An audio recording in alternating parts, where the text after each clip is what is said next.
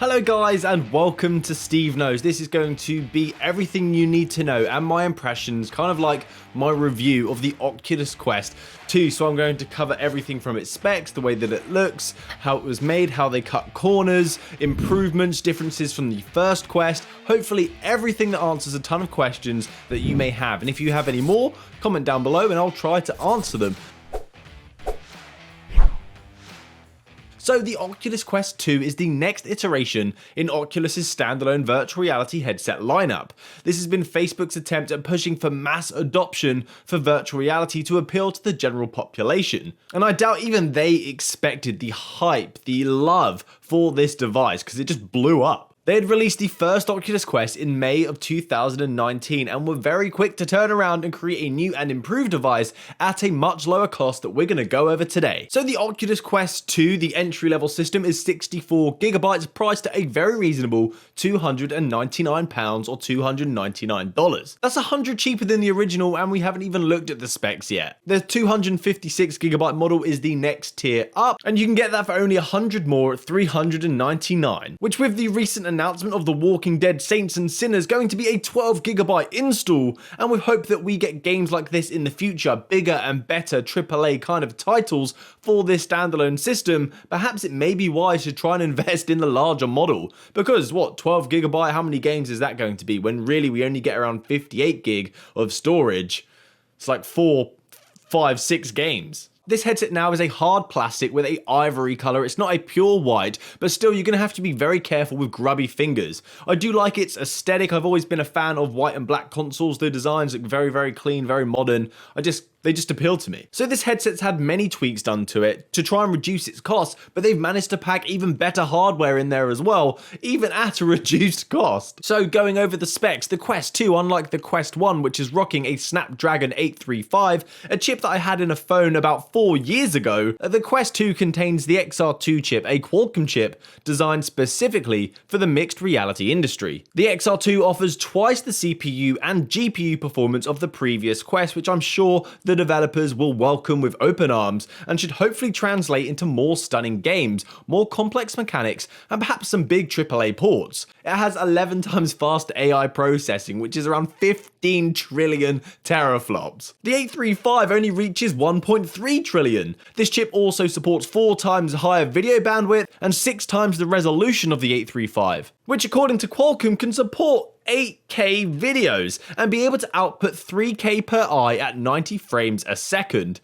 The XR2 also contains an Adreno 650 GPU that is said to promise 150% faster pixel processing, with a pixel throughput that's apparently 2.5 times better than the 835 Snapdragon in the original Quest. We're already seeing graphical improvements to games that are on the Quest 1 that haven't even had an update for the Oculus Quest 2. There's much less foveated rendering, the increased resolution looks absolutely stunning, giving new life to classic old games that I haven't played in about a year. I'm really surprised that when you make the edges of the visuals crisp, less foveated rendering, what a difference it makes to the visual clarity. It also supports HDR and spatial audio capabilities. Something that we should clear the air on is the XR2 chip does support Wi-Fi 6, but the documentation on the 6800 chip, which is in the headset, doesn't say that it supports Wi-Fi 6E, which is the one that we've been raving about. Because it's running at a higher frequency, it's supposed to have less latency, but I'm hoping they've just missed a letter on the documentation and it does support 6E when that's finally out. But it definitely does support Wi-Fi 6, which has a higher video bandwidth of around 1200 megabits. We'll have to see once the 6E is available and how it performs with the Oculus Quest, but wireless PC VR gaming right now with virtual desktop is still fantastic. You're going to have great fun, no doubt. So onto the screen, which really does look fantastic. It has 150% higher pixel density than the original Quest, and it does a great job at masking that screen door effect, which after switching back to the original Quest, it's so clear in comparison. The new Quest's resolution is amazing. It's rocking an 1832 by 1920 pixel per eye versus the previous, which is a 1440 by 1600 pixels per eye. However, the new screen on the Oculus Quest is a single panel LCD screen. It's not an OLED, a dual OLED like on the previous, and the true blacks, you can see the difference. When you're booting up the console in the original Quest, it's pitch black with a glowing Oculus logo, but the new one, it's not as dark. Also, the Beat Saber menu, to me, it just wasn't as blue and bright. That was a very clear color difference when I was playing both of those games. But wow, do things look crisp in this headset. If you're not comparing headsets side by side, then you're not going to notice the difference in the colors, but there is one. The new display in the Oculus Quest 2 can support 90Hz virtual reality gaming. That's 90 frames per second, although at launch, it is going to be locked in at 72 frames. But they are going to push out an operating system update, and hopefully that's going to be fixed very, very soon, and we can enjoy some smooth virtual reality games. I did try this out on virtual desktop, which hasn't been locked in because I sideloaded version 1.1.6, I believe. If that's wrong, I do apologize, but it was incredibly smooth. I was playing Star Wars with it, which can be kind of fast paced when you're doing fast turns and looking around, trying to find where the enemies is, and what a difference it makes when you have the high resolution and the higher frame rates. The Oculus Quest 2 is still going to support the Oculus Link, do not worry, so you are going to be able to use your headset as a hybrid, a standalone device, and a PC VR headset with 90Hz support coming soon as well. There isn't any noticeable improvement on the Oculus Link apart from the higher resolution you get to enjoy. But when you're playing PC VR games, when they have those stunning visuals and you have that increased clarity because of this headset's new LCD screen with higher resolution, the Half-Life Alyx, Asgard's Wrath, Boneworks looks so much better. You are also able to play Steam VR games through the link as well, which is great news. It also feels like there's some tracking improvements. I'm not sure if this is going to translate to the Quest 1 as well once the version 21 update is out, because the Oculus Quest 2 that I've got is actually on that update, but it seems like the tracking is much more stable. The tracking algorithm is supposed to have been tweaked for this device, and it feels like there is. I'm not sure if it's just me, but it feels like it is more stable and it's not freaking out as often. The XR2 chip does have improved tracking capabilities, but I can't confirm that Oculus are taking advantage of those features. But it does feel the additional headroom that this chip allows is improving the algorithm's performance, allowing it to run better. Either way, it just feels like it's a step up. So the field of view, this is something that I brought up in my unboxing video. On paper, it's supposed to be exactly the same. But personally, to me, I feel like it's more blinkered than the original Oculus Quest. This could be because my IPD is actually bang in the middle of the IPD settings, which is so annoying. They have 58, 63, and 68, and I am on 60. Apparently, this makes me more susceptible to looking at the edges of the screen because unfortunately I'm not looking perfectly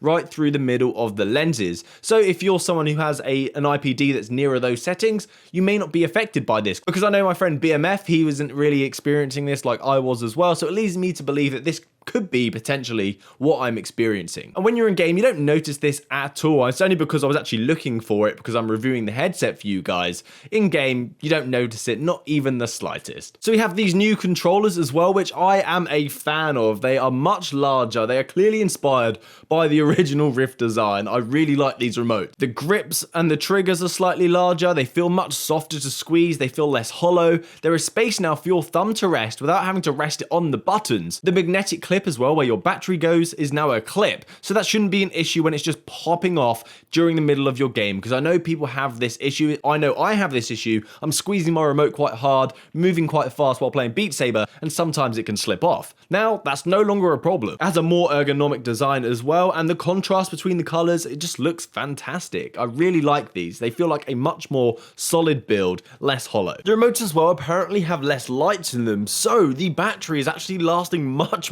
longer on them. I still have power in my remotes, and I've been playing non-stop since I've got this thing. It is really, really good. Such an improvement over the previous remotes.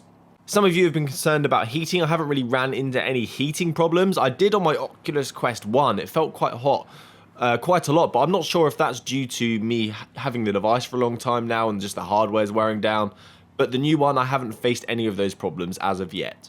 The Quest has built-in audio that comes out of these slits here that are on the head strap support. The audio doesn't sound any different to me, although it's hard to tell. I can't wear both headsets at the same time, so I can't have kind of the perfect comparison, but I've played games with them on, taken it off, put it on another headset and listened, and they feel very similar to me. Perhaps there's more lower end on the new headset, but I can't tell if that's me because the differences are just so minimal in my opinion. Now there is a single audio jack on the headset as well. There's no longer the dual where you have them on both sides of the headset. I believe this was probably to cut cost because the original Quest had 2 audio jacks that output in stereo as well, so you didn't really need both. There's a new strap on this headset. It's now a soft fabric that has a little elastic give to it, some slack, instead of the thick rubber one that we previously had, so that was probably to save some money as well. And it was now possible to use the strap because the Quest is much lighter. It's around 503 grams and the previous was around 570.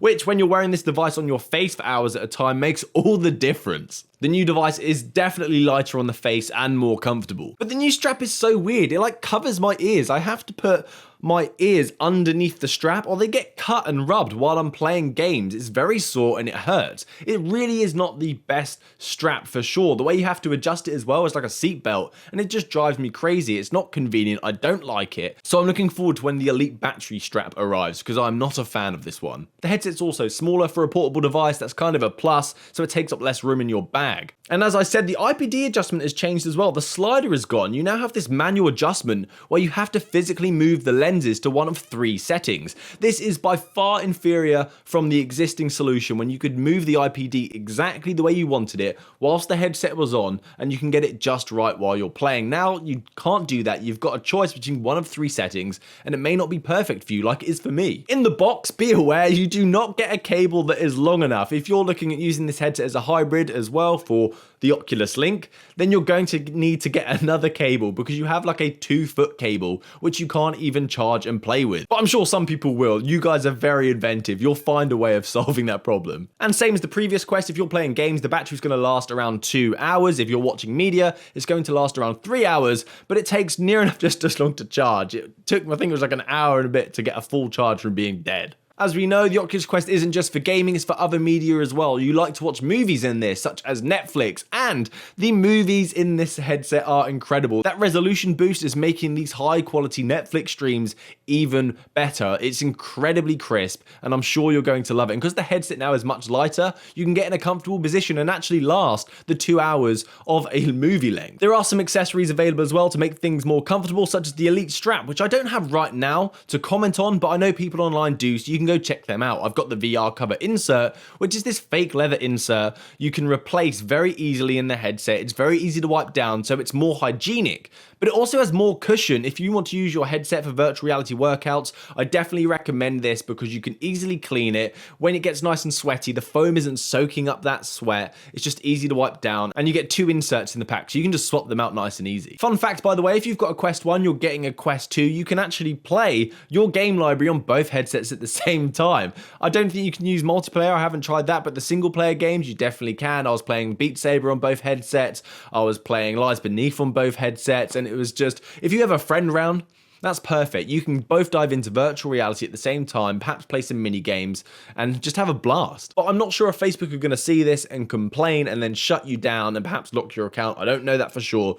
So be vigilant. So overall, I'm really enjoying the Oculus Quest 2. I don't think I'm going to use the Oculus Quest 1 unless someone comes around. I'll use the Quest 1 and let them use the Quest 2 for some co-op. Because it has a higher resolution, it will eventually have a high refresh rate. These small visual improvements that you get, like the foveated rendering, really look fantastic and give new life to games that I've played before and make me want to dive in and play them again. The remotes as well feel incredibly comfortable. I love the way they feel, I like the way they look. So I just don't know why I would go back to the Quest 1. And the question you're probably going to be asking is, if I have a Quest 1, should I sell it or should I upgrade to the Quest 2? And the answer to that question is a bit like, if you've got a Rift S, should you buy the Valve Index or the HP Reverb for the better virtual reality experience? And you may want to do that if that's your end goal, but you're not going to have any problems just using the Quest for the next year or the next 2 years. The Quest 1 isn't going anywhere overnight, so don't see the rush to upgrade. It's just something to think about as the years unfold. Is it time to upgrade the virtual reality headset? Do I want higher refresh rates? Do I want these slightly better visuals that I'm getting? Because for the next 1 to 2 years, it may change in the future. We're all going to be living in the same ecosystem, so I wouldn't stress about it. But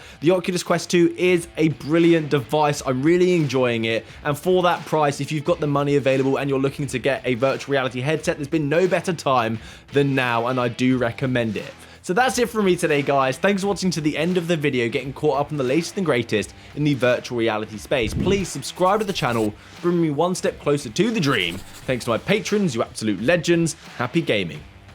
Good day.